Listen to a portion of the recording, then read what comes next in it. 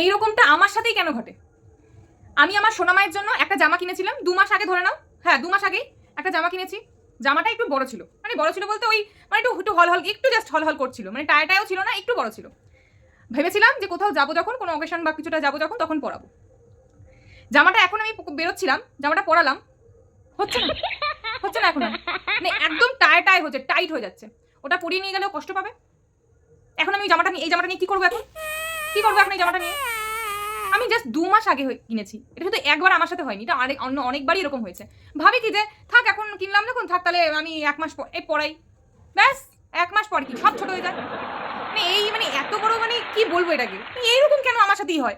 আরে ভাবি কি পড়াবো, এবার সবাই বলো কি পড়াও না ছোট হয়ে যায়, পড়াই না, সবই পড়াই না, আবার কি সবই পড়াই, তার মধ্যে যদি তরিকা। আর দোকানেও তোরা ফেরত নেবে না, 2 মাস আগে কিনেছি।